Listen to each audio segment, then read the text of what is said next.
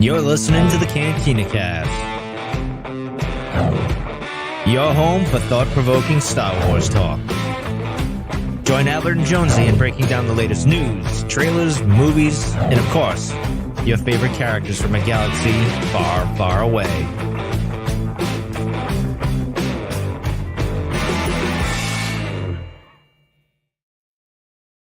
Hello, everyone. Welcome to the Cantina Cast. My name is Albert Padilla, and this is episode 470, our breakdown of the D23, the Mandalorian and Grogu and Zeb trailer footage that was shown just here in this past weekend. And wasn't a lot, but hey, we can make a show out of it, right? We can break down 30 seconds and turn it to an hour. Trust us, we've done it many, many times before. And by us, I mean, with me tonight, as always, is Jonesy. Jonesy, welcome to the show. How are you doing, sir?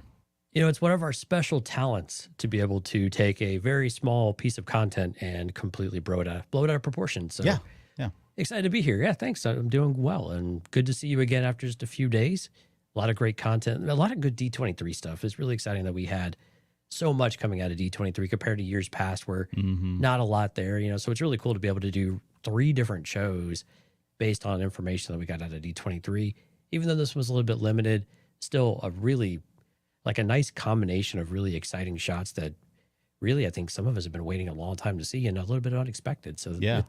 Pretty fun to be able to dig into this evening. Yeah. And we'll speculate a little bit here at the very end about, I want to talk about the timing of this as we've talked, we alluded to in shows past. And then just more recently when we were doing one of the breakdowns or talking about D23, you know, there is this looming thing that is the Avengers Doomsday that is going to be running parallel to this around the same time. And so definitely want to talk about that here at the very end as well. But before we get started and all that, I know you want to say thank you and hello to a number of great people. Yeah, some of the people I definitely want to talk about are our amazing Patreon members, and a special welcome back to Rob. And it seems so appropriate that he has rejoined the This Is the Way tier. So yeah. This is indeed the way. Welcome home, Rob. We are glad to have you back. And we are so proud and happy to have all of these amazing members with us. Now part of the tribe, Alex, Raphael, Danny, Mike, Lauren, Dante, Riss, Justin, Jackson, Sharkman, Dan, Daz, Isabella, Uncle Leon, Josh, Jacob, and Rita Reborn, and our Delusions Grandeur members. Now, this is Rod Racing, CJ, and Steve. Welcome to all of our new members. Welcome to those coming back.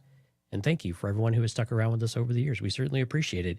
And we have some pretty amazing live stream participants as well over on cantinacast.com/YouTube. One versus CPU and Sky are in the chat right now. If you're curious about Patreon, I do have a quick Patreon announcement too that we kind of need to clear up real fast. It's a little more on the housekeeping side of things. KTDcast.com/Patreon, first of all. The fees will be changing on Patreon. If you use the iOS app, you will be subject to a 30% increase because of Apple App Store. This is a Patreon thing. It's not necessarily with us. We highly recommend if you're interested in Patreon, use the link in your browser from your laptop, your computer, whatever. Yeah, or if you're an Android user, you can use your regular app there because they don't do this on the Google Play Store. But if you're on iOS, save yourself the 30% and just go to the web. You could still use the app afterwards and be able to use it without any extra fees. It's just when you sign up, you got to do this. So really sorry for the inconvenience. It's out of our hands, but wanted to make sure we bring that to y'all because the tiers that we feel comfortable charging you will have an uplift on it that's a bit of out of our control that Patreon just informed us about in the last few days. So I wanted to pass that along to you guys. If you've been interested, please sign up on the web, cantinacast.com/Patreon. Then go download the app and join in on the amazing content that we got out there. Yeah. And if you've joined us for the first time, we generally record all of our podcasts live with a live audience. And so feel free to throw in comments, questions, whatever you want to do. We'll try to get to those as we go through it. But thank you guys for joining us and for being part of this show in the live stream tonight. We do appreciate that. So cantinacast.com/YouTube. Like, subscribe, comment down below. We'll try to get to answers and as questions come in. Yeah, you know, we still need to give away the Art of the High Republic book, don't we? Are you ready to do that? I can be ready. You've heard live. So what we've been doing. So as part of the Acolyte coverage, and I know it's been a while, but as part of the Acolyte coverage, we were giving away posters, official Acolyte posters every episode, and then we are going to give away the Art of the High Republic, Volume 1, because there is a second volume that's coming out here soon. But Volume 1, we're giving that book away as kind of our grand prize. And I think Jonesy said if pretty much everybody's eligible at this point. So we took a little break because of the summer, and we're back. And so if you can do it, man, go ahead and pull the name, and let's see who won the Art of the High Republic. I tell you what, give me a number between 1 and 14. Albert doesn't have access to my list, so he doesn't have no idea what we're in here. Give me a number between 1 and 14. This is the one you wrote on a napkin, right? I'm going to go with... I'm fancy. I use Excel. Come on. Favorite number 4. Go with 4. Number 4 is Music Train. So fantastic. One of our regulars as well. So excited to say Music Train is our winner of the Art of the High Republic. So Music Train, reach out to us. Hello there at cantinacast.com is the best way. Just shoot us an email. Let us know with your address and stuff, and we'll get everything packaged up here soon. Send that to hello there at cantinacast.com.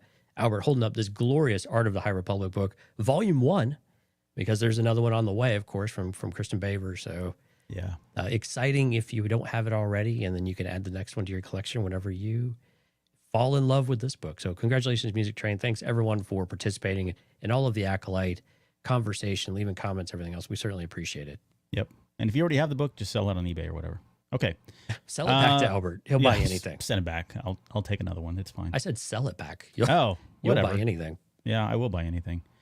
Okay. Let's get to this. Yeah, let's get into it. So I guess give me your kind of initial thoughts, about the trailer itself. I think you and I talked about this last week where we were surprised. And I think when you think about it, right, it is going to be a long period before we have anything official to kind of display and put in front of millions of people, literally.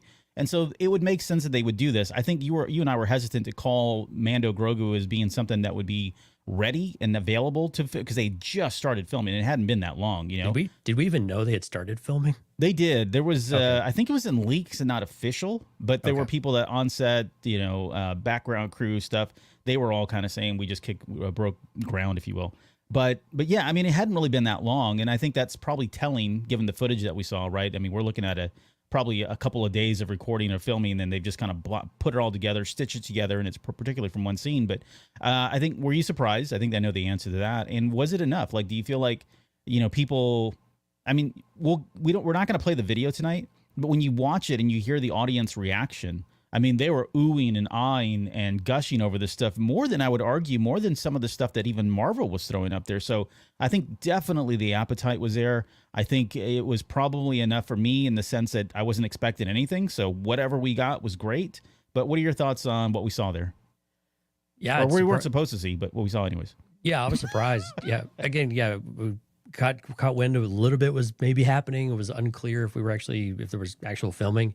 And when you're that close, you don't really expect to have much, especially this polished with some of the things like with the ATRT and stuff. That was a little bit surprising, but I was really pleasantly surprised because I thought this would be maybe at best like what we got would have been like at Celebration Japan, right? That was kind of my expectation. My expectations generally are pretty low. Just, I don't know, it just helps establish a low bar there. So we're pleasantly surprised usually, but I was not expecting this. And I was actually very happy that we did get a little bit of something when I saw the trailer, when you first kind of shared it with me, or the teaser or the sizzle, whatever we want to call this. I think it was more of a teaser.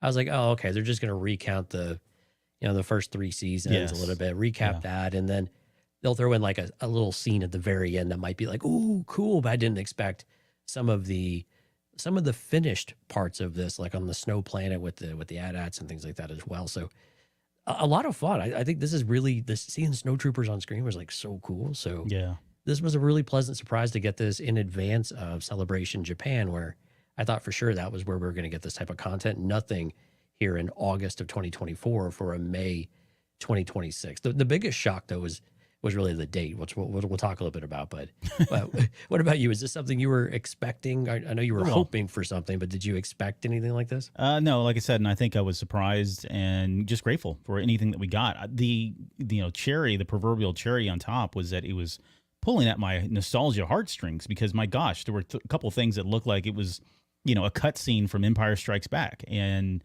you've got Mando, you've got Grogu, you've got, stuff from that era, Snow Troopers. I've always loved that design. And the AT-AT Trooper, I've always thought that those are like some of the coolest looking Stormtrooper designs that we've ever seen. Right. And we're getting potentially both in this one. So again, it's 30 seconds, but yet it set the world on fire, and we're going to turn a whole show into it. And so, yeah, I was very happy with what we got for sure. And I guess we're doubling down on this title, huh? I thought for sure this title was just a working title, but no, we're going to go on name recognition in order to drive this. And that when it's going up against Avengers Doomsday, you might kind of need it, actually. Yeah, I don't know. I mean, they said as much when the title was announced. They said that was the title, and I think everybody, with the exception of like 2 people in the entire world, were like, "Oh, sure, you're going to call it Mandalorian and Grogu," and they stuck to it. So I mean, it's too late now. They're not changing it at all. I don't know. I was trying to think about like what would they have called it, right? It would probably have been the Mandalorian and then some kind of subtitle afterwards, or that was kind of what I was expecting, actually. Yeah. So I get it. This kind of speaks to if this is what the title is, then we're going to get a lot of these 2 characters. I'm not necessarily a bad thing at all.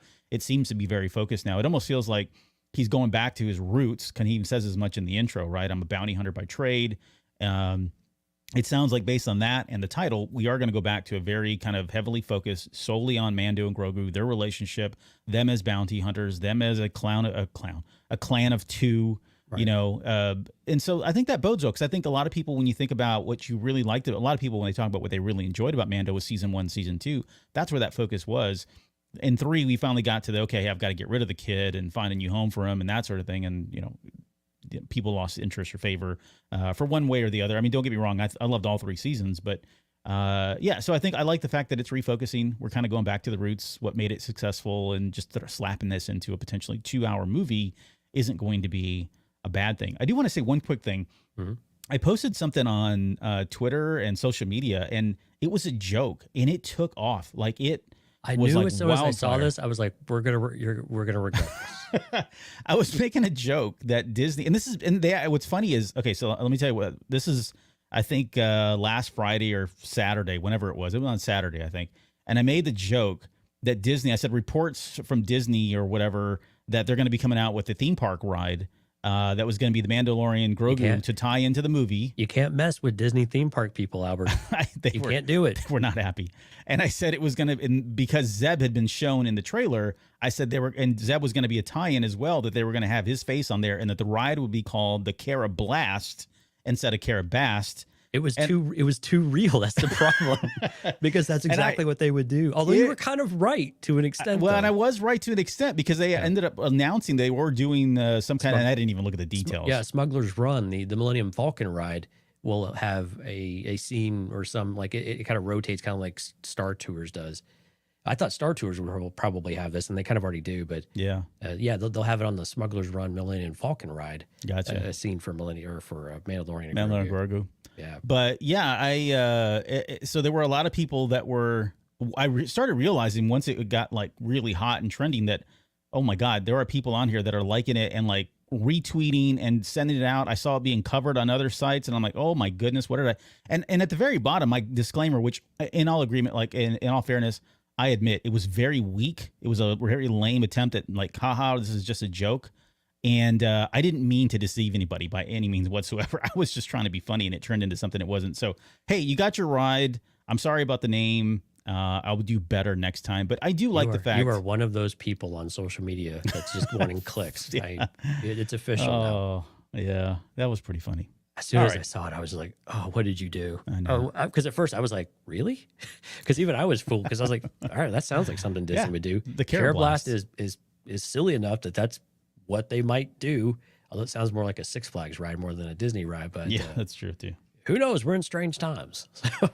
All right. Well, now that I got that, I feel better. Thank you guys for indulging me on that. You are forgiven, my friend. All right. Well, let's get into the breakdown. And like we mentioned earlier, the first part of this, the first almost, God, it feels like a minute, I think almost, is just a recap. You've got scenes, and we don't have any, I'm not pulling up any screenshots of that.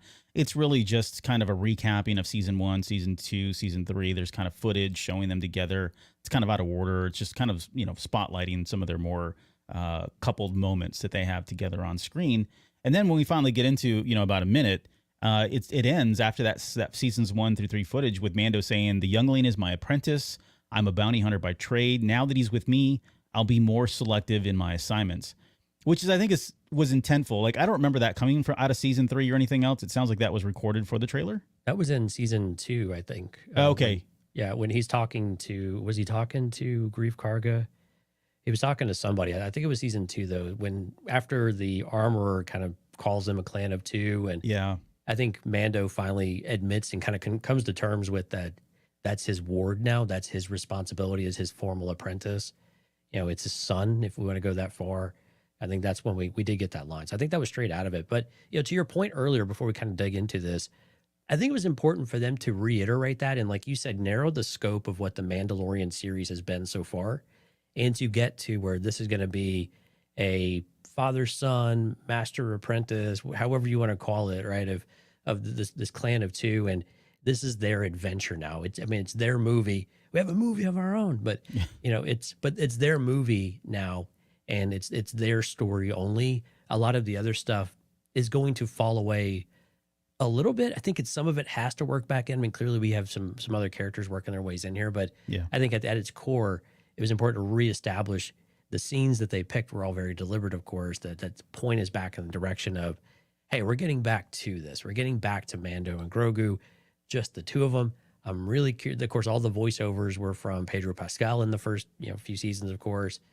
So it's going to be interesting if they continue with his voice or what that will actually look like, because we didn't get any new dialogue, I think. But, at the same time, I think this is going to be, reestablishing that was really important to be able to do right up front. Yeah. And I think where I was going with this, it was almost kind of, I guess the joke was in season 2 where he said I'd be more selective in my assignments. And then, he still took the kid out on some crazy adventures. And that's definitely what we got here. So I think that was what they were trying to go for.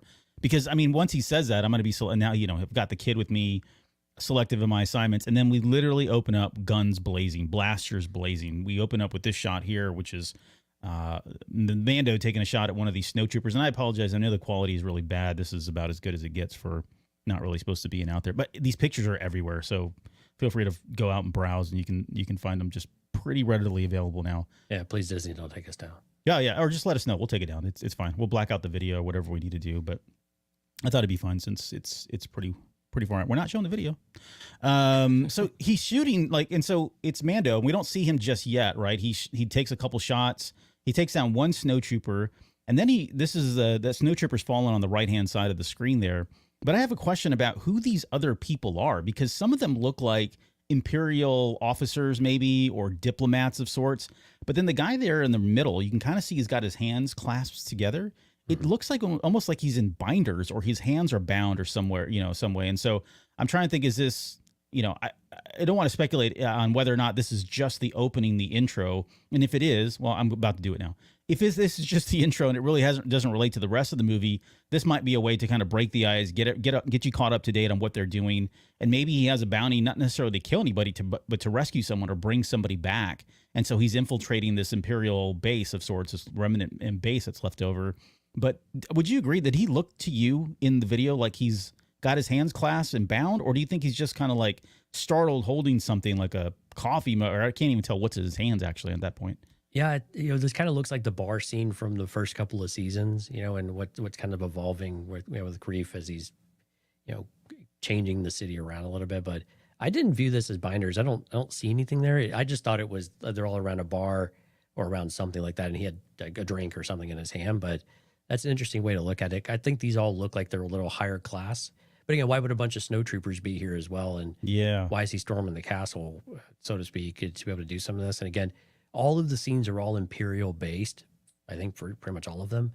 So is it a mission, or has he joined a broader alliance or something to that effect of trying to stamp out the rest of the Imperial remnant or what? But this is an interesting one, that you had so many snowtroopers in one place, and we have these potential high class type of citizens that are captive. Yeah, it does look like there's a combination there. I mean, the other, you could argue, and the one lady on the far right hand side there, she's screaming like she's completely startled and she's scared too. What's going on. So so anyways, he shoots one there, and he ends up shooting all three of these guys. That's the first one.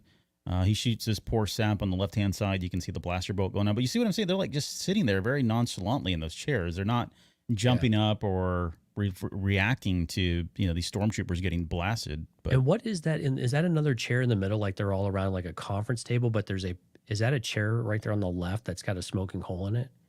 On the left-hand side. Well, and now it's in the middle, but before, like Oh. when you had the close-up, it was on the left side. Yeah, right there. Yeah, Is that a chair? I don't think it's a chair. It almost looks like a thought it was console a- of sorts, or it almost looks like a laptop.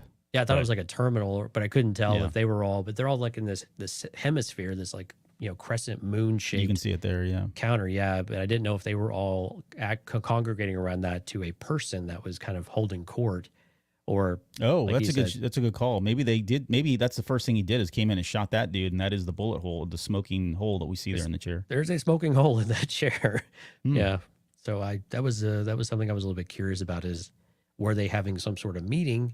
Because this doesn't look like a bar. It looks very open. It looks a bit more Yeah. polished. There doesn't appear to be any servers that we at least see in this very quick frame here. But Yeah, I'll have to go back and look at it again. It is hard to tell though, given the quality. But there's the second snow trooper that he shoots there, and then we pull back and we get this big reveal as he's kind of walking in, standing there menacingly, and then he kind of very nonchalantly churns and fires and shoots that poor sap that's on the floor there already. He was kind of already hurt, it looked like, and he just put him out of his misery at that point. yeah, this is like back to season 1 Mando, which is really Yeah, fun and exactly. cool. Or like his arrival in Book of Boba Fett. Yeah. Right. It is that gunslinger mentality. It's that Western vibe. It's that, Mhm. Kicking the door down and kicking ass and taking names. It's just, it kind of gets back to this is such a great way to lead into the new content of, Billy Bad Guy is here and he's ready to roll. Or like the Mando that we fell in love with this season 1. You missed him? Here you go. He's Welcome back. back. Yeah. Yeah. A Yeah. lot of fun and looking snazzy as all get out too with the shiny. Oh yeah. Yeah. People are uncomfortable in their seats seeing him standing there, if you know what I mean. Now, this hallway, so it does like this, the bunker, the hallway there. I'm saying this is an Imperial bunker just because of the hallway that you can see there. Later on, it's the exact same design that we see in all this. And so, like we kind of kicked it off with, is it does feel like this is shot. This is footage that's probably been completed, probably for the sake of the D23 trailer, right? They probably expedited it, got it done to get it out, and they just took whatever they'd filmed. So we don't see a whole lot of different shots here. And in fact, now that I say all that, the shot with Zeb could be the first part of this, where he's taking him in and dropping him off, and this is the mission they're going on. Could be the way this whole thing starts. Who knows? Yeah, it kind of feels like this is really all mostly one sequence here. Yep. So Yeah, and you don't see Grogu here, but we will. I assume that's because he's off in the tunnels, like we'll see here in just a little bit. Or another crazy theory, which the more I think about it, it's not going to work, but I do love the idea, and that plays into the very last scene that we see in this trailer footage, but I won't spoil that just yet. Okay, let's talk about the Razor Crest, and I'm using air quotes. A Razor Quest. A Razor Quest, a ST-70 Right. drop ship or transport ship, whatever the hell they're called. This obviously, a lot of people when they saw this, they were like, "Oh my gosh, he blew it up just to give it back to us." I'm like, "Yeah, well, that's kind of what they do." Yeah. But the one thing that stood out to me about this, and this is just a quick shot. I mean, you really see it kind of fly across the screen and it dissipates or disappears. I've got another one here where it pulls up real close. But does it not look like it's been painted? And sometimes, and I got to be very careful because of the quality. When you start zooming in on bad quality, you get all kinds of color artifacts and stuff that happen, right? And so I can't really honestly tell. But the color scheme that I'm seeing here is very reminiscent of the Ghost, the way the Ghost is painted and colored from Rebels. Yeah, a little bit, yeah. So that got me excited because then my head started thinking, okay, well, maybe this is Zeb's ST-70, right? Maybe this is his ship and he's got his own. And that got me into this crazy theory that at the very end, what if after all everything's said and done, because people feel like, hey, he really should belong in the Razor Crest. What if they just trade vehicles? Like, I can totally see Zeb being like, yeah, I'll take the Naboo Starfighter. I'll trade you straight up for the, this thing or whatever it's called. And suddenly he's back in his, Razor Crest with air quotes again. But anyways, what are your thoughts, I guess, on seeing the ship for the first time? Do you agree that the paint, is it a paint job? Is it not? Is it just artifacts in the video? And then where do you feel like, why would they show us this if they weren't going to give it back to Mando?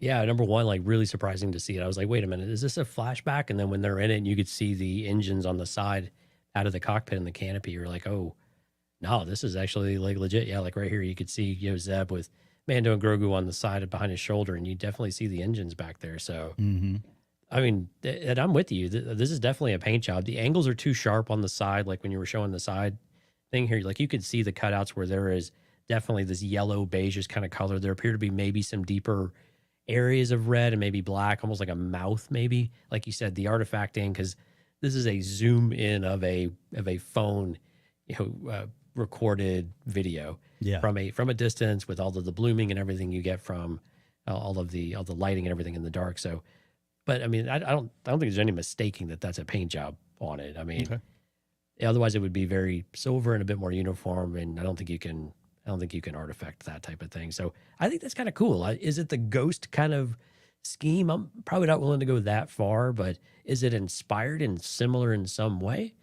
Yeah, sure. Why not? I mean, maybe Sabine had a hand in it, right? She came back and Zeb's like, "Hey, I got this old holler. I need to get a little color on the girl." And she's like, "Yeah, I got my airbrush around. Let me come over and see what I could do and make it, kind of reminisce about the old days while we put a little splash of color on the freighter here." Yeah, that's what I'm thinking as well, selfishly, right? But I mean, if he'd said, "Hey, Sabine, go ahead and do what you want," this thing would be hot pink with red flames on the side, right? And some checkerboard and everything else, right? Yeah, right. So we didn't get that, but it is a little bit more subdued. And like you said, it's still, if it is indeed painted, then at least from the palette itself, it does look very reminiscent of the paint scheme from the Ghost. But I almost like the idea of like it's not done yet. That's why it only looks like it's painted in the front half, and then the engines are still this really shiny, metallic silver type of chrome color, as well as the back half of it. So, he had to, Sabine's really irritated me. I had to take this out prematurely. She's only halfway done or something. Yeah. It would be kind of a fun little Easter egg. Don't necessarily have to bring Sabine into the series, but if you wanted to name drop her, cameo name dropper, you definitely could. And that'd be fun. It'd be a great connection back with Zeb too. And it could be like the other thing I said is it could be just a factory paint job too. Like this could be how they looked when they were used long ago, and this is just an antique now at this point. I'm going to go with no, but that's just me. What do you think about Zeb owning this though? Because I mean, he's in the pilot seat, right? I don't want to jump to conclusions here, but I mean, if he is the one flying this thing, now he could be ready to take it somewhere to hide while these guys go on their mission, and they may have swapped places. But when we last left Mando, he had pretty much kind of retired for the most part, right? It took a break anyways, a siesta, and had his feet up on, the rocker there. But he was still flying around. Costco lawn chair. Yeah. Right. He was still flying around in what did we name that? The Razor Edge or Razor Blade or whatever. Razor Blade, I think is what you called it. Yeah. He was still flying around in that, and then to see him jump in this, I don't see why he would have got his hands on one. I mean, it feels like they would have to explain that, where if they just said, "Oh yeah, Zeb, this is Zeb's and he's had it," then that could be a more easy way to transition into this. But I don't know. What do you think about Zeb owning it versus Mando? Do you really care at this point? But what's in your head? It's a little on the nose to bring the Razor Crest back or just right away. And it doesn't feel like it's been gone that long, but it's been a few years now, I guess, from us in real time. But a little on the nose, but also it's useful to have a freighter. I mean, it's useful to have a hauler, right? Where you can store a bounty. Of course, he had the whole bottom cargo area with, fitted with carbonite. So it has a bunk. It's more comfortable than the Blade, right? Sure. Of an old Naboo starfighter, because there's just, you have your space and that's it. And Grogu's, he's growing up and getting bigger. They need a little more space to stretch out. Yeah. He makes it sound like he's going to grow to like 8 feet tall here, shortly. Right. But still, that cabin gets really tight. So is it Mando's, and maybe he's a little bit envious. It does seem like the Razor Crest models were pretty well, distributed throughout the galaxy. They're not an uncommon type of model. I'm trying to remember what like Carson Tava and them said about the Razor Crest way back in the day. But it was clearly that they all were like, wow, that's an old thing. So that there would be another one if it was that old, a little on the nose, but I kind of like the idea of bringing it back. It is a bit nostalgic. It's useful. I don't know that I want Mando to own it. Maybe, there's a swap at the end or something like that, but it is a little bit on the nose. I probably would have liked a new ship, to be honest with you, but it still works. It's going to get the job done, I think, and regardless of who actually owns it, if Mando wanted to go get another one, yeah, there's a lot of reason for that. And again, we said way back when, it makes sense for him to have multiple ships of different sizes that fit different missions, right? Exactly. Especially if he's got to get back in the game. So it would make total sense that he'd have a freighter. All right, let's talk about Zeb now. I guess this was a surprise. It shouldn't have been, but the fact that they teased him up in season 3 and we only saw him on screen, he didn't really move a whole lot. And we talked about that, right? I mean, the production cost to get something like that on television certainly starts to skyrocket your overall budget. It starts to absorb a big chunk of that budget. Right. But when you're talking about a movie, where they're putting up millions of dollars up for this thing, this is something that's more palatable, right? You can bring in Zeb and you can put him on screen for, minutes at a time, or give him whole scenes or whatever. They're just, the sky's kind of the limit really at this point. So do you expect him to have a prominent role in all this? I mean, we jokingly call this the Mandalorian and Grogu and Zeb, but are you expecting to see him more, or do you think he's just going to be kind of used sparsely throughout of it because of costs, or maybe just to not detract from what we talked about earlier, which is focusing on Mando and Grogu, making sure that the story is focused on them and still having a supporting cast, but not necessarily having the supporting cast be drawn into the main storyline in big ways? Yeah, that's the big question of how does everybody else fit into the overall story? Carson Teva is another one of those too. So that Zeb is here makes total sense. We've seen them. We knew they were doing more of a camera test to see how well this works. I'm actually curious. I would like to put this scene against that scene side by side and see if they literally just lifted and shifted and put him in here, because it's the exact same line that he says in Mandalorian. So I'm pretty sure that's just them using the same dialogue from before. And I wouldn't be surprised if this is the same exact scene, or maybe just a different angle of that scene with the faces that may match the dialogue from end of like B footage or something like that they had before. So it wouldn't surprise me if they kind of cut a corner there just to make it work. But I think Zeb could be I don't want to say a main character, but a solid supporting character, I think, in all of this. But I think it depends on how much of it is just, how much help does Mando need, right? And Grogu, how much do they actually need to be able to do this? And I think from an overall story standpoint, I'd like to stay focused on just them two, and some of these other kind of fill the gaps here and there, and kind of help drop us off and pick us up. That almost feels like a waste of a character like Zeb in some way. So it doesn't feel quite right, but also to push the overall narrative and not have a giant ensemble cast, you almost want it to stay more localized. But I think he'll have a fair part in all of this, because again, cost notwithstanding, it's still him and Carson Teva kind of have a little bit of a history, and he's rooting for these guys. So why wouldn't he get involved? Because he seemed like he was kind of interested. So narratively, I think it makes sense. Yeah. The only thing that we'll still need to, I don't know if they'll actually address this in the movie, but you remember back in the Ahsoka series when Sabine is talking to Ezra and she's telling him about what happened with Zeb, and she says that Zeb went on and he was like a trainer for the rebellion, right? For the Rebel Defense Coalition, or whatever the heck the new name is, New Republic Defense Coalition, that he was training folks. And so that is kind of this is a far cry from that, I would imagine, right? He's not training. Maybe he's off doing whatever else, and this is his free time. So, whether, depending on where this falls in the timeline of that, they may or may not address it. I think they could just honestly say he's there and not ever explain how they got together. It's probably Carson Tesson, right? Or Carson Teva, because that is the common link between these characters. But yeah, I as far as going, let me go back to whether or not we see him a lot in this. I would expect to see him prominently displayed, but more again as a supporting person and not necessarily running boots on the ground with him. Maybe at the very end or something, right? The big climax, we have a number of characters that are coming in and helping out, or cameos. I mean, we're not going to speculate tonight on who possibly could be in the show because it's way too early and we could be here all night.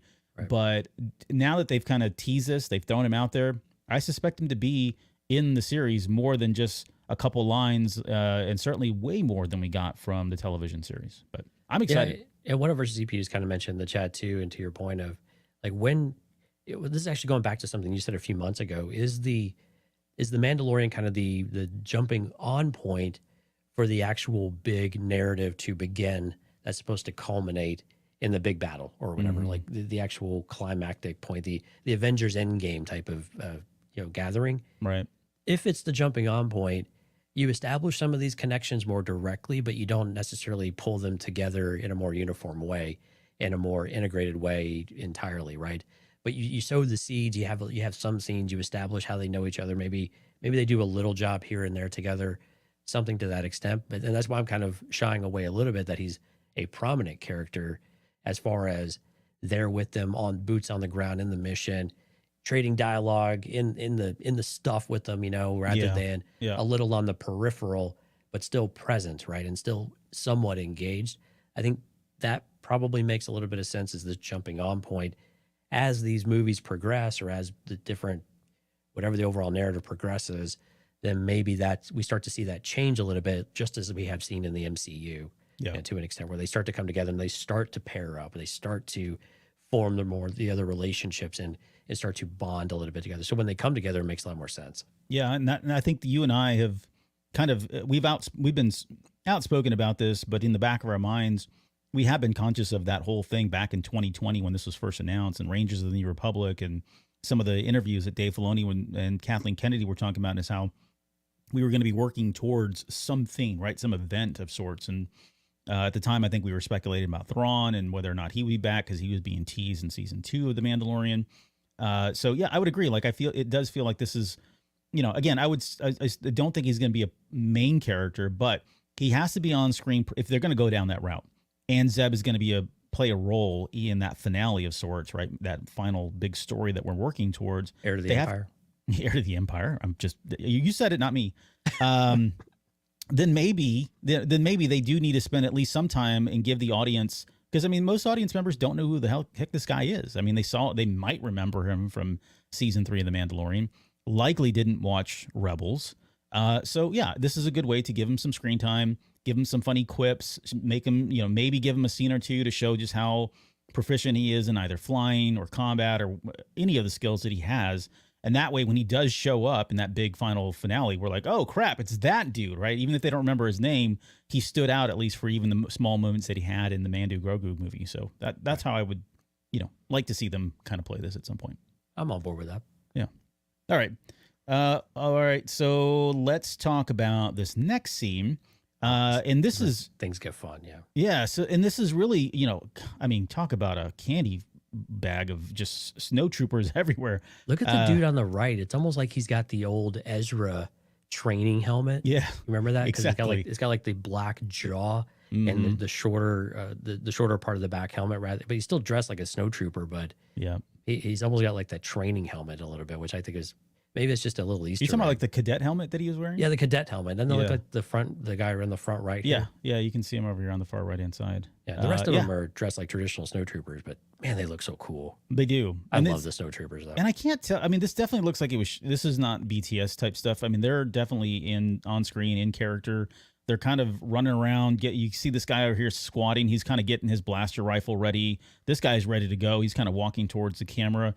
There are these things that are dangling above them. They're almost swaying like in rafters of sorts. But then when you look down here, this guy and the guy on the right look like they may have pulled one of these things down and are working on them of sorts. They don't look like E-webs, which, we kind of associate with the snowtroopers and certainly Mandalorian, since one of those appeared in season 1 at the very end. But it is something. I can't even speculate because I can't make out what the heck that is, but it does look like they might be related. So either way, it's a great shot and certainly sets up what we should expect here with some of these other shots here very shortly. And it's so great with the bright background. Like when you look at Hoth and the scenes on Hoth, everything is very kind of white and gray, and you get a little pop of color with like Han's blue and things like that. But the use of red in this scene really just helps really pop it out. It's almost like a hair light, for those that are in audio and video type stuff. It's almost like a hair light where it gives you something to help things stand out, give you a little more depth. Yep. So really expert use of this here. This is really great framing of the scene. And this scene is actually a lot darker. I took the one shot that was like the 1 second where it was super bright for whatever reason. You brightened it up quite a bit, yeah. But I know I didn't touch it. It's just really? It's the crazy. It's just the crappy copy that I have. It just the overexposure of camera on camera type thing. But yeah, if you get a chance to watch the trailer, you can find it somewhere. It's much darker, and that red pops more than more to what you were just saying here than what you're seeing on the screen. Yeah.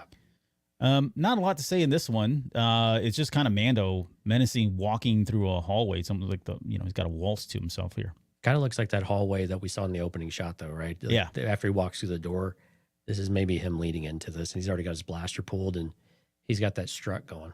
Yeah. Or he's walking away, and he just left that room back there, and then we get the big title credits or title scene or whatever. I don't know. Yeah. The music plays. But it does look like that same Imperial bunker. I mean, you can kind of see the structure on the left-hand side you see there that we saw a little bit earlier. Right. Yeah, either he's on his way to kill those guys or he just wrapped up. And then we've got Grogu doing his best John McClane from Die Hard crawling through a tunnel, or any number of characters, Bishop from Aliens, and I don't know, there's been a whole bunch of comparisons now, but I did love They've got seeing in the him. ventilation shaft. I did love seeing him like this. It's just so funny anytime he's doing anything. And it's totally a puppet, and I love the fact that it's a puppet. You can see the motions, even the way he moves and stuff. It's just perfect. I don't know. This makes me so giddy. John McClane was a puppet too. No, he was not. He was not a puppet. By the way, I wanted to just quickly mention on that last scene when they showed those snowtroopers, that was one of the times the audience went crazy at that bunker scene. They were like cheering and clapping when they saw it. But yeah, doing his Grogu is crawling through there. I don't know. He's definitely on the mission. I don't think the gloves came off as far as, trying to keep this kid safe a long time ago. So who knows what he's doing right now? He's likely infiltrating or doing something while Mando's, causing a distraction of sorts. That would be my guess. I can't see why he would be crawling through a tunnel like this. I agree with that. I think this is, we talked about this before or last, a couple years ago, whatever it was. And they're kind of a team now. And he trusts them he trusts Grogu to go do the things that he knows that Grogu can go take care of. He has his uses, and if he's going to be your apprentice, then you've got to give him the opportunity to do some of this. And he's 50 years old. He's not really a child anymore. So, it's not that big of a deal anymore. Right. He just has to remember that. Yeah, he looks like a kid, but he's really 50, guys. Don't worry. He just looks young for his age. He's old enough to drink and drive too. I didn't really get it. This was kind of difficult, but I did enjoy this next shot. And it's, we go from Grogu crawling through that tunnel. Suddenly we're here at ground level, and the camera is kind of buzzing around through the legs of snowtroopers and sorts, right? Right. And then it goes into this next shot here with the mouse droid. Oh, wait, I'm jumping ahead. This is just a quick shot of these guys doing something. Maybe they're looking for Mando at this point, but they're snowtroopers walking around. Sorry, I jumped ahead there. Yeah, they've got their blasters raised, and they've got lights on them. They are definitely kind of looking around. So something's amiss if there's already been an alarm triggered or something. Yeah. But then we get this mouse droid that's like they got all-terrain tires. It's like the Humvee of mouse droids. It's so awesome. It is cool. If you look in the background too, I don't know if that was it's hard to tell, but that room almost looks somewhat like the room that we just saw where Mando walked in and shot those folks, but it could just be another room that's very similar. Kind of does. It looks like a lounge type of room, or a lounge kind of space in general. Yeah. So it very well could be. And again, maybe just the angle we had in the first one. This is just a different shot of it. Definitely looks like a different view of it. But if you were to reverse Mando's entrance, then maybe this is what you see. And this is the shot I was talking about, where we're now at ground level perspective. We're seeing it through the eyes, if you will, of the mouse droid as it's kind of weaving, bobbing in and out of, oncoming snowtroopers that are all fighting Mando, which it ends when it finally, at the very end of this, before it cuts, we can see Mando here, and he's kind of doing this, karate kick to the chest on that snowtrooper, and he's already shot another one over here. I really like this perspective. And here's my crazy theory, and I know it doesn't work because it's just, I say that, maybe it could. But I started thinking, are we seeing in that final shot where we see Grogu and the two Azellans, are they in this thing? Like, did one of them hijack it? And this is where they're driving this thing around. But that's awfully small. Yeah. It's too small, I know. But man, can you imagine having baby Grogu run around and driving one of these little things? That would be funny. That would be funny. This is a little bit reminiscent of like season 2 when Luke Skywalker comes on and they're watching through the video monitors, which was a really cool perspective, I think, then too, of just like the awe and what you're seeing from a distance before you get the up close. So this is another really unique perspective from the mouse droid of I don't know why the mouse droid is getting in the mix of it. I don't know, but this is really cool to be able to see kind of the fisheye lens too. Yeah, it almost doesn't seem like, because usually those things run away. So maybe Grogu or the Azellans hijacked it in some way. Maybe they're remote controlling this thing, and using it to trip people up or whatever else. But yeah, you're right. This is weird that it'd be heading towards the action when they generally run away from the action.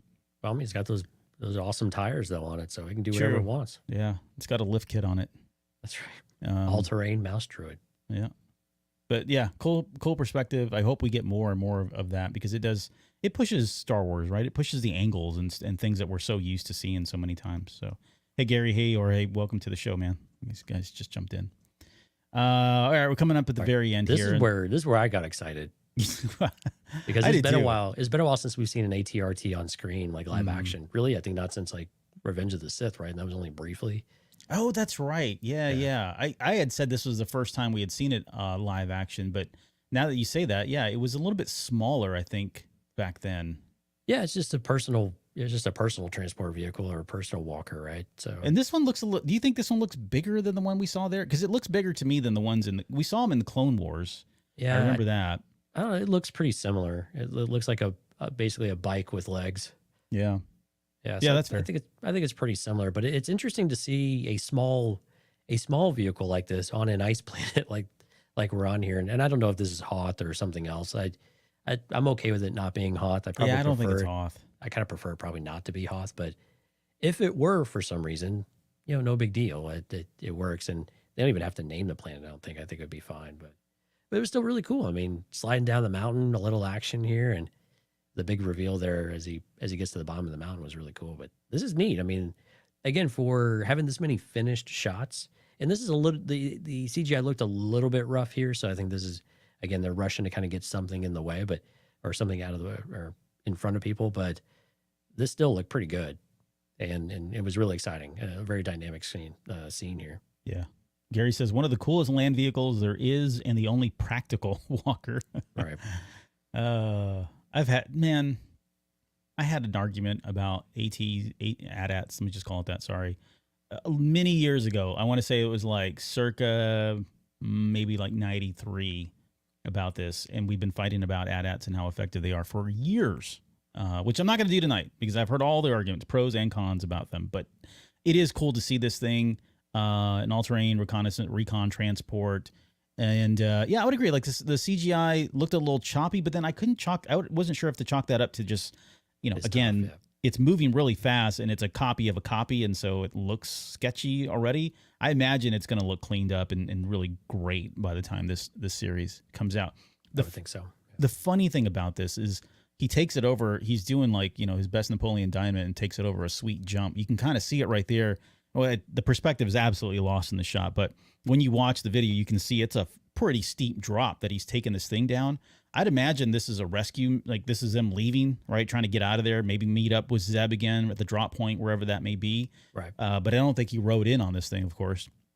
But it's so funny. The angle is so steep. I love the fact that it kind of dips and bobs. I mean, he's doing everything he can to keep this thing from toppling over, given he's going down at a rapid acceleration. It's a very steep incline, and he's on top of snow, right? So this thing is not getting good traction as it is. And the entire time, he's got this poor kid strapped to the front of it, which you can see his eyes. Grogu's having the time of his life. Oh, man, he's like freaked out. This is like got to be traumatic for him, I would imagine. What are you talking about? He's going to be having so much fun, and then when he's done, they pause for a minute, he's going to throw up. Or yeah, right. Or he's going to go again, Dad, let's do it again. Right, he'll throw up and then be like, again. Yeah.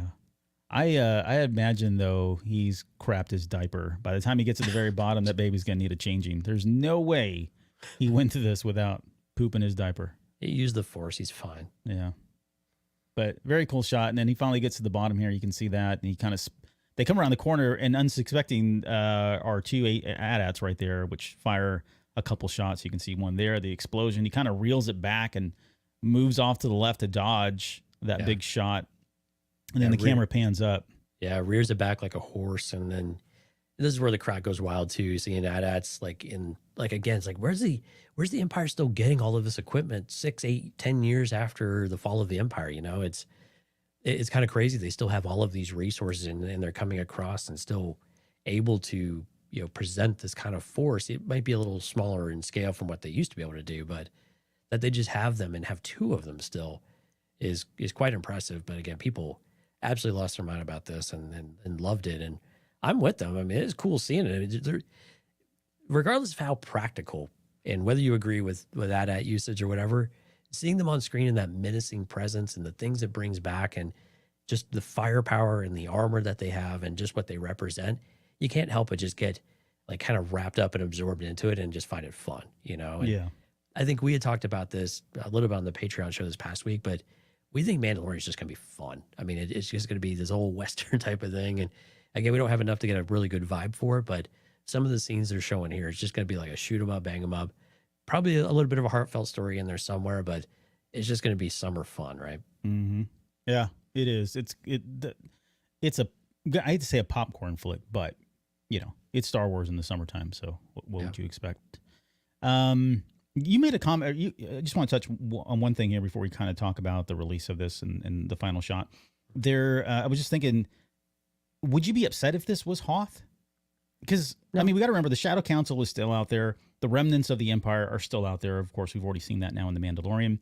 But, I don't know if it makes sense for the Empire to, if they're out in hiding, right, would they go back to an old abandoned rebel base, which was used even before then? That doesn't really seem like it would make the most sense. But would you hate it if suddenly the Empire had, or, maybe it was a base well after the events on Hoth, and the Empire is like, okay, we're just going to take this over strategically for whatever we need it for, or to make sure they don't ever come back. And so, it's one of the last places anybody would think to look, I think, for an Imperial base on Hoth. But I could see them maybe repurposing some of it. I don't know. Yeah, there's a part of me that's like, well, that's kind of lazy. But then there's another part that's like, well, it's totally appropriate. Why would the Alliance go back there, or the New Republic? They have no reason to go into hiding in such a remote place that is devoid of most life, or at least any life that you would want to be around and not find threatening. And again, it doesn't really serve a purpose. It was there for hiding. And so why wouldn't the Empire kind of remember that and say, there's some resources out there that might not be much left. This doesn't look like the Alliance base, of course. The Alliance base looked like it was actually carved out of ice caverns, and kind of built into the surface. Of course, that's the difference between Imperial and Rebellion too, of the Rebellion having to make things out of the earth and out of the ice and the more natural parts of it, because they're just scrounging for everything. So it all feels a little bit dirtier. It feels a little bit rougher. But the Empire has a certain element of that would be appropriate these days. So if they reused it, I'm probably okay with it. Again, if they don't even name the planet, I'm probably more okay with that. We can speculate, because there's plenty of ice planets out there, but sure. And again, it's just more about the visual of an ice planet, the visual of snow in Star Wars, some of the technical challenges that kind of go with that too. I think that just feels more fun. And that's a nice throwback, because we just don't do it very often in live action. It's where we actually have snow. We had a little bit in the first season of Mandalorian, of course, but we don't really linger anywhere except where we had Empire Strikes Back in live action. Yeah. Sorry, Gary's on a roll. He said maybe this isn't the Empire. It could be Wampas that have evolved to use abandoned Imperial gear, Planet of the Apes style. Could be. I like that. Just make it happen. Yeah, they've evolved. All right, we get the title screen. They've enslaved the Tauntauns, and they've right. Yep. Oh, we're gonna have an uprising of Tauntauns. Let's see. All the Wampas only have one arm, but they've evolved. Yes. Yep. Mandalorian, Grogu, and Zeb. Okay, and then we get the final shot here of is this Babu Freak? I don't know. It doesn't look like him. I'm glad they've reconciled their differences, though. So maybe they'll say good baby instead of bad baby now. Yeah. But and then Grogu's got some armor going. Look at that. Yeah. Nice little shiny breastplate there. Yeah. So just need to get that kid a helmet. Maybe looking good. Yeah. Carry Caesar. I do think I do think it would have to be, right? Because they introduced Babu Freak in season 3. So why wouldn't they use him again? I don't know. It makes sense that they would. Yeah. Yeah. I mean, and the Anzellans, they're kind of cute and fun. I'm wondering what they're inside of, though. That's the part I'm not sure about. Grogu looks big for wherever they're at, but the Anzellans kind of fit comfortably. This almost looks like something they made, and it doesn't look like the IG droid, right? Mm-hmm. Like they had before. This actually looks like a true kind of cockpit that they're all sitting in. Yeah. Yeah, I don't know. It doesn't feel like anything we've seen before, but that said, who knows? These guys are capable of creating all sorts of things. I want them to be in the mouse droid, but it's just not going to happen. It's too small. It's just too small, yeah. Yeah, that's fine. Damn it. All right. Well, all right, we get this quick shot of them. Who knows what they're doing? I love the fact that the Azellans are here again. Probably more supporting characters that'll be on screen as well. And that's pretty much it. I mean, that was 30 seconds, and we were able to drag that out to 45 minutes. But still, again, a lot of fun. Great to see that they put something together. And, this is certainly a movie that people are going to be pining for 2026. Now, that said, let's talk about the timing. This Yeah. is going to be coming in and around the same time that we have Avengers Doomsday. And the last time we had an Avengers movie release, when a Star Wars movie was released, things didn't really go well for the Star Wars movie. Here's my take on it real quick. I feel that, yeah, like that feels like a red flag. Don't get me wrong. I get it. The optics of it don't look great. However, the one thing that I would say, one, Solo, I know a lot of people loved it. We loved it. We broke it down. We talked a lot about it. But from a critic's perspective, didn't do very well. It's, when people talk about what's my favorite Star Wars movie, it doesn't usually land in the top 5 or, whatever. So that said, the movie had some issues to begin with, okay? On top of that, it was a big unknown. Even though you had Han Solo as kind of like the main character, and when Lando was coming back, it was still an unknown. We weren't sure how that movie was going to do. I think the key differentiator between that situation and this one is this feels like a sure thing, right? You've got Mandalorian Grogu kind of going out on top. When you ask people what's your favorite thing from Disney live action, a lot of people will say Andor, okay, but the other half will say The Mandalorian, right? Seasons, and then they get into seasons 1 and 2, but not season 3, and that's fair. Right. I'm just saying The Mandalorian has such a massive presence, and it is kind of in its own entity. And if you think about it, if there's any one particular character, story, setting, whatever that you feel could hold its own against something like Avengers Doomsday, it would have to be The Mandalorian, at least right now. Of all the other stuff that's going on with Star Wars, this feels like the surefire thing. I still don't get why they would do that, because it feels like they're eating their own or eating into their profits from a financial perspective. But I'm not so much concerned that this is going to overshadow, or Doomsday is going to overshadow, and people are going to be like, I don't know if I should go to Doomsday or go to Mandu, but I can only go to one. I think they're going to probably go to both. But those are my thoughts. How do you see that? It's tough. I mean, if you look at the rest of the Disney slate, there are things all around this movie too. I mean, everything from like Snow White, more family films and things like that. So they are trying to make 2026 a year of Disney, right, in the theater, and go back to assert their box office dominance, because now they feel like they've got a little momentum, right? Inside Out 2 did really well.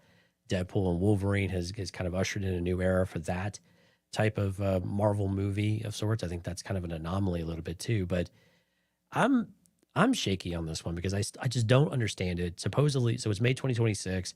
I've seen some dates out there about May 22nd of 2026. I can't imagine that this and Avengers would land on the same weekend. But I mean, even within a couple of weeks of each other, they've got to stagger this a little bit. So I don't think they'll release on the same date, both going into Memorial Day weekend. If they did Avengers earlier in the month, let's say May, I'm not doing the math right, but May 8th or something like that, whatever 2 weeks is before the 22nd. And then we did Mandalorian and Grogu going into Memorial Day weekend, school's letting out, kids are out, parents are taking some time off, extra long weekend. That scenario might make a little more sense to me, because Avengers would have made its big push and run, and then Disney would be like, oh, we're going to fill it right back with Mandalorian. So those people who were really excited about that and saw it once or twice, they've got something else they can go right back into on the weekend. Yeah. But I don't know that this helps both movies very much. And we're more focused on the Mandalorian side, but I think it kind of hurts Avengers a little bit too, in some ways, that we're asking people to do a lot because we want them to go see Avengers multiple times too, right? Yeah. So we want to see Avengers 2 or 3 times. Now we're going to say we want them to go see Mandalorian 2 or 3 times. It better be good. I mean, that's the thing. If it's really good, people will go to I think, and you were kind of getting to that point too. If it's good enough and it's compelling enough, it's got the audience already baked in. It's got some things going for it where Solo, you pointed out really well, of all the things that kind of had it going against it, as well as the riddled production problems that they had, the changes they had to make, story, the writing, new characters, bringing back, such iconic characters of Han Solo, and then the concerns about all of it. It had a lot of things, a lot of headwinds, I guess, as we would call it in the corporate world. But with this movie, you don't have a lot of momentum with it, though, I think, is the only other thing. And Avengers is kind of in the same boat too. Right now in 2024, middle of 2024, it doesn't feel like there's a lot of momentum for MCU, aside if you kind of set Deadpool aside. And there doesn't really feel like there's a lot of momentum for Star Wars in the theater either. So both of them are kind of in the same boat right now. So it's really interesting that we would do both at the same time, thinking that, and I'm not saying this would be the relaunch for Avengers, because presumably they're going to have stuff well before then, but for Star Wars, it definitely will be. But I'm concerned. I I'm wondering if this one would be better off even just a couple of weeks after this, like in June or something like that. But I know how important the Memorial Day weekend is in order to start it and then try to make a push and really have legs through the summer months as well. So, I little concerned, not gonna lie. But again, if they do Avengers first weekend of May, and this one is 2-3 weeks later, that starts to make a little bit of sense. So if you release, I guess what's the day? It would be May 1st or May 8th, for Avengers, and then you do this one on the 22nd. Then okay, I could probably get on board with that. And if your marketing is really good and I think this is where Disney have to be careful. We know they're very cost conscious right now about some things, but we also know they're willing to spend the money on marketing when they want to, right? And I think this is going to be a case where I think both of these movies get marketed and just blitzed out. Like they're going to inundate us with things to get us excited about it and do like what they've done in some of the other spaces where, hey, we really want you to go see this and we're going to double down and invest in that budget for it to make sure that it's successful. Yeah. You said something that caught my ear. I mean, I agree with everything you said, honestly. But the one thing that really caught my ear was this movie has to do well. I think Disney knows that. Yeah. There's a lot online right now, or a lot on the line, I should say, with this particular movie. And it completely overshadows anything that's running parallel to it or with it, right? It just has to do well. And so, it'll be interesting to see when this releases, whether it's first or second, how much of a time frame. And then the other factor that plays into all of this is really about how well you touched on it with the Star Wars movie, but or with the Mando Grogu movie. But if Doomsday doesn't do well, right, then people will go hopefully to see this one. So that never changes for a movie, right? You gotta have a movie that's going to be really good. Otherwise, people won't go see it, and all you're going to do is get your diehards and the people that'll see it anyways, regardless. So that certainly, all certainly makes sense. That's an interesting point, actually. If Avengers does not do well, what we have seen with Disney lately is that people love to pile on, and I'm wondering, and it's been difficult to really assess with Disney Plus how much effect that's really had on any of the other franchises or on Disney as a whole for other content. And I think Marvel and Star Wars fandoms, like they come close enough and they're on a similar trajectory a lot of times that if something does fall apart in Marvel, you're right, it could be like, well, hey, at least we have Star Wars, but it also could be, well, if I got this dumpster fire of a movie with Avengers, what makes me think that Star Wars is going to be any different, especially if I'm already a little mixed on how I feel about Star Wars. And again, we've got a whole year and a half, or really almost 2 years before this comes out. So a lot of things can happen, both positively and negatively. So just to be fair and call it what it is. But yeah, there could be a side effect of that too, where do you have enough time to damage control and to kind of position it at its own? But again, I think you have a lot of time to plan your marketing well in advance to differentiate these films and these franchises so that they feel worthy of your money in both worlds. And they don't necessarily they mitigate any kind of risk of if Avengers doesn't do well, that Star Wars is going to suffer at the same time. Because they kind of got to get this right. I mean, there's a lot of, I'm curious your opinion. It feels like there's a lot of pressure on Filoni and Favreau and on Lucasfilm in particular to really deliver The Mandalorian and Grogu and deliver something that is a B+ or better kind of experience. Yeah, and those expectations, we throw them on all the movie directors, every writer, every actor, every television series. We always expect them to turn out A+ quality. I don't know if that's reasonable expectations at this point. And I'm not trying to be, a shill or gloss over the fact that sometimes, things just, not everything's going to be perfect and everything should be perfect. But it just feels like, that's always been the expectations. I think giving where we ended with the sequel trilogy, right? Had that gone better, then, maybe they wouldn't be in this boat, right? But they are. And that's the pressures that come with it. I think certainly Favreau has felt this many times in his career for, across different projects. I think he's actually comfortable.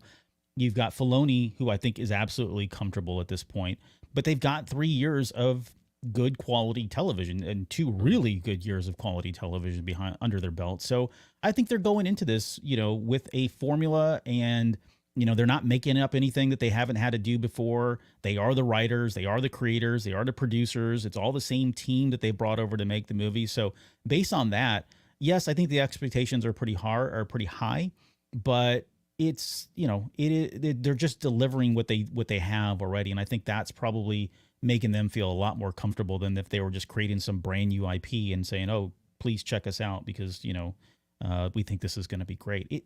It almost, I hate to say it feels like a surefire thing because things could go horribly wrong. Right. But it does feel like a surefire thing in a lot of ways, in a lot of aspects and regards.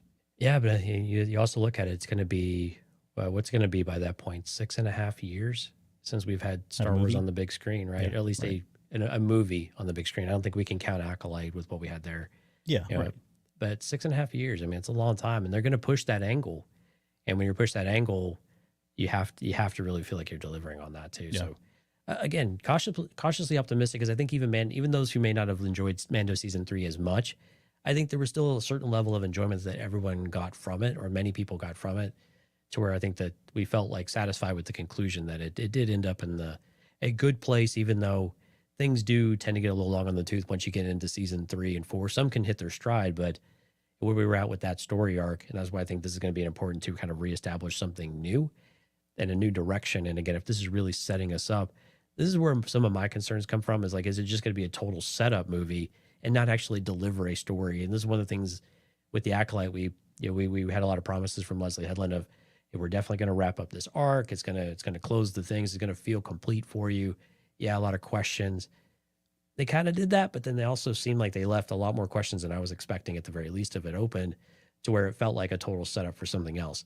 There's a balance there that you have to strike with that. Of it's like a bargain with audiences of saying, okay, I'm going to give you a piece of content, and it's not, I'm not telling you it's part 1 of part 2 or part 1 of 3 parts. I'm telling you it's just a movie. It's just the Mandalorian and Grogu. That's it. Even though we all know they want to make 12 of these things, but at the same time, you've got to be able to say, here's your story, and you're going to leave the theater satisfied that you felt like you got what you paid for, and you're interested for more without being teased that everything you just saw means that you need to really invest in this movie so that we'll bring it to you in the future, right? Yeah.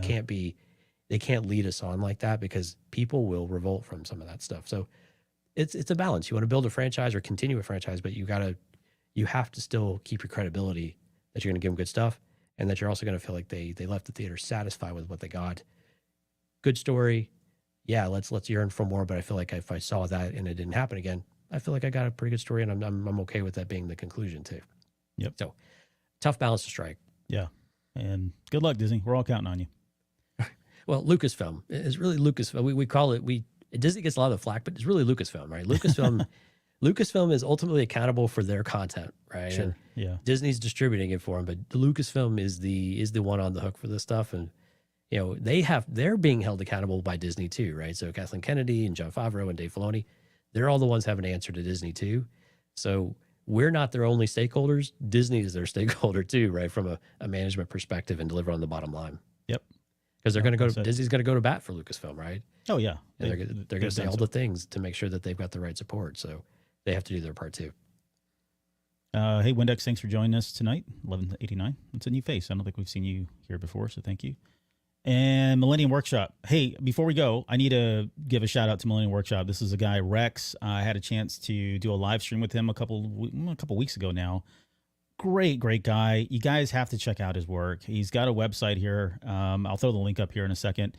But he actually builds, this is all like 3D model, 3D printers type stuff. But he does all these videos. He's got other merch here as well. But you got to see this. He's got like the Stranger helmet that he's created. It looks crazy good. He creates them, sells them. He's got the bracers as well.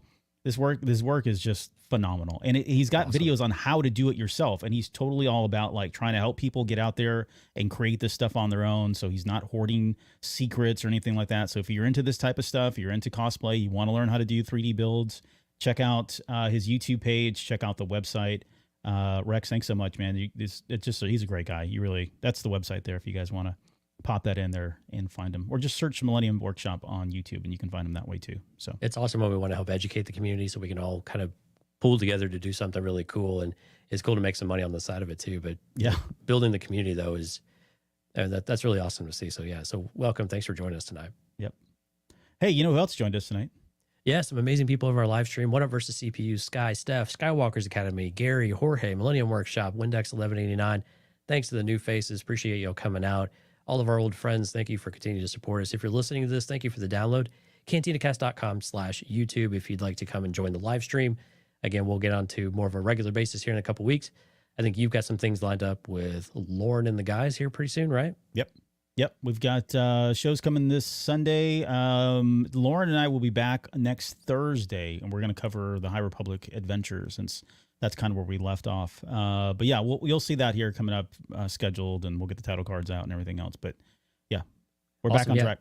And like Albert said at the beginning of the show, if you want to leave us a like, leave us a comment onto the video, let us know what you thought about the trailer. If there's certain aspects that we missed or things that you're super excited about, we'd love to hear from you. We do read all the comments and we try to get back to everyone. So thank you so much for doing that. We appreciate your engagement. And again, thanks for joining us tonight. We really appreciate it. Yeah. Thank you guys for being here. Disney, please don't sue us. Let us know if we need to take this down. We apologize in advance. It's Albert's fault if not. It's Jonesy's fault if we did. Any final words before we get out of here? No. May the force be with you. All right, guys. We'll see y'all here this weekend.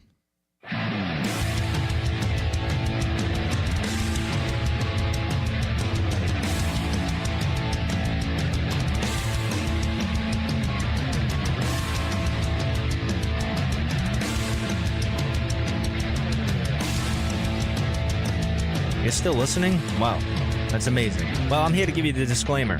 Normally we do a big, long, drawn-out disclaimer thing saying what's what and who's what and all that other stuff, but I think you guys kind of know that Lucasfilm and Disney have no affiliation with us at all, and we have none with them. We talk about Star Wars, which is their property, and all that other good, fun stuff, but I think you can tell which is our stuff and which is their stuff. If you can't, well, then send a lawyer to send an email to me, and I'll be glad to chat with them. Other than that, you know what's what, so that's your disclaimer.